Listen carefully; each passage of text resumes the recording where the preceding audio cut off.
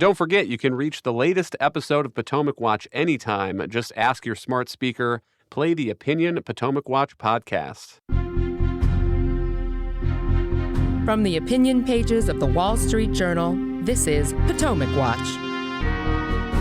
Welcome back. I agree with what Kim said before the break that many Republicans, conservatives, the pro-life movement seemed to be caught unprepared by the overturning of Roe v. Wade, and it seems to have politically redounded to the benefit of Democrats. And I'd point to the Kansas referendum shortly after the Dobbs decision came out. The state judiciary there had read an abortion right into the state constitution, and the constitutional amendment on the ballot would have made clear that there is no right to abortion in the Kansas Constitution.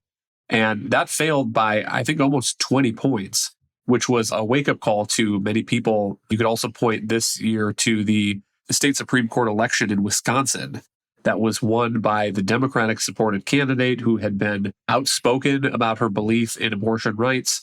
And so now that has flipped to the state Supreme Court there. Democratic-supported candidates now control that state Supreme Court and may be able to strike down an old Wisconsin law that has now come back into effect or is threatening to come back into effect. And now that Roe v. Wade is out of the picture. Kate, it is interesting also to think about just the way that these laws are written.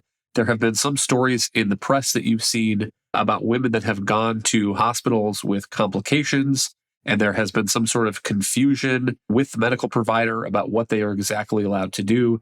And I would point in recent days to a bill in Texas that the Texas House passed unanimously or almost unanimously, saying, for example, that there is no issue with the state's ban on abortion if there is a woman whose water breaks pre-viability and comes to the doctor. It protects that reasonable medical judgment.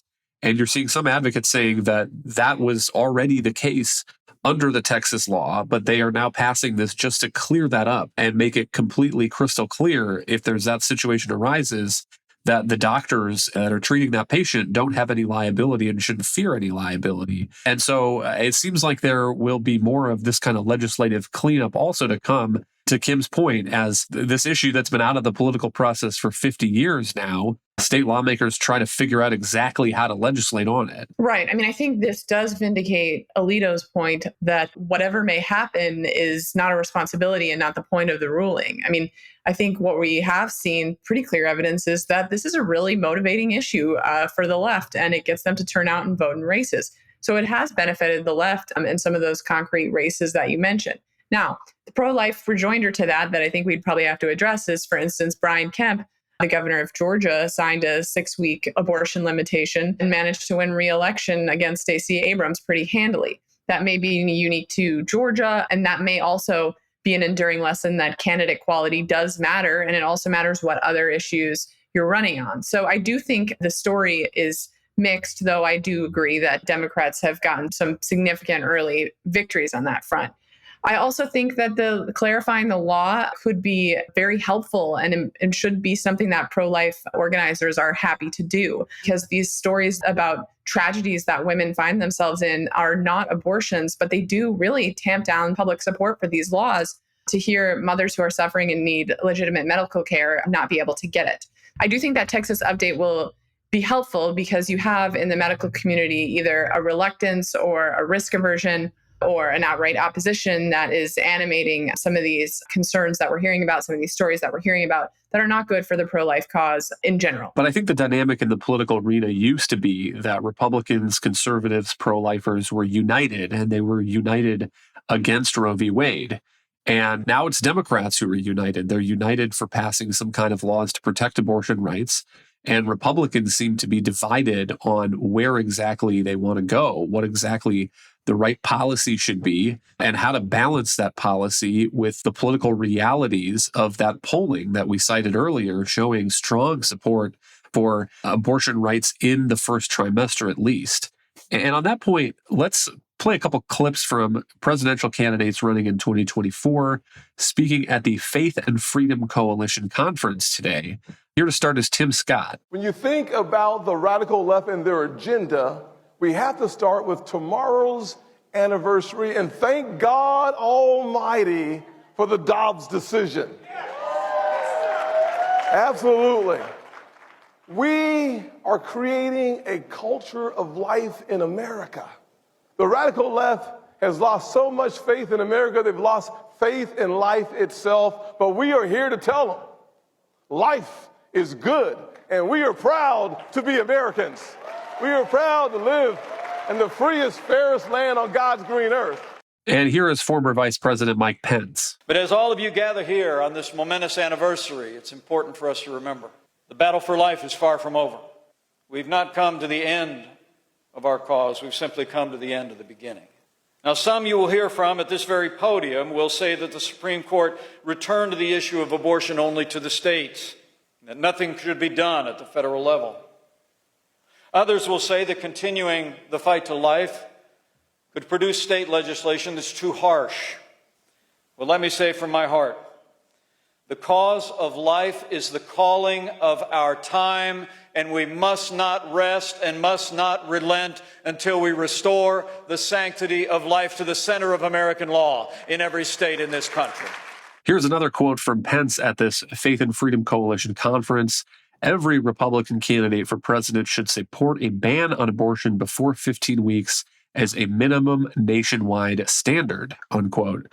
And Kim, this is, again, one of the things that divides Republicans, not even just whether the line should be 15 weeks or a different point, but whether the federal government even has authority under the Constitution to legislate on this issue. Some conservatives say yes, they can find it either in the Commerce Clause or in other sections of the Constitution, and other conservatives say they don't see where the people have delegated that authority to Congress. Yeah, so we're having a very healthy debate, I think, in the Republican Party about this question and what to do at a national level, if at anything. So you have people like Mr. Scott and Mr. Pence saying we need to do something at the federal level. You have Nikki Haley, who's also running and who has said, look, I am passionately pro-life, but there is a practical reason for why we should not bring this up at the federal level. And that is in part because, by the way, we need to be honest with folks that we're never going to pass it, because unless you have 60 Republican senators, it's going nowhere. And the last time Republicans had that big of a majority in the Senate was decades and decades and decades ago. And with our politics as divided as it is, it seems unlikely that any party is going to have that kind of majority anytime soon. I'm a little bit more on the Nikki Haley side here just because I'm a pragmatist. And that is a reality, that you are simply unlikely to get anywhere near where you need to pass that kind of a law at the federal level, with Democrats as universally opposed to it as they are now. Okay. And that is in part a function of a changing Democratic Party. It wasn't so long ago that many of them were very anxious on this issue, were willing, for instance, to get on board with legislation that prohibited late-term abortions. But you've seen a big shift in the party in that regard. So there's the practical question. There's the legal question as to whether or not there is anything in the Constitution, just as the justices somewhat invented Roe v. Wade out of whole cloth. I think that you'd have to be pretty cagey to maybe come up with something inventing the ability to do this at a national level. Now, all that being said, I can understand politically, why some of the Republican candidates are landing on this spot, because in their view, what they are doing is people want to ask them, what's your position on this, right? There's obviously a lot of variety going on around the states. So this is a way to take one firm date, something that is generally acceptable to the vast majority of Americans, and say, that's my view.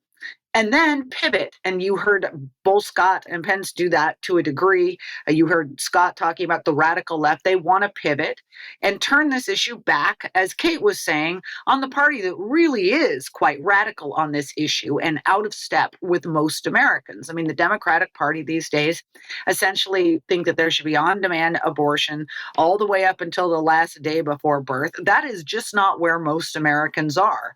So I can understand from a political point of view why national candidates are doing that.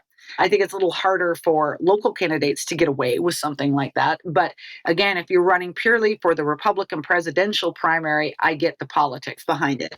Thank you, Kim and Kate. Thank you all for listening. You can email us at pwpodcast@wsj.com. If you like the show, please hit that subscribe button, and we'll be back next week with another edition of Potomac Watch.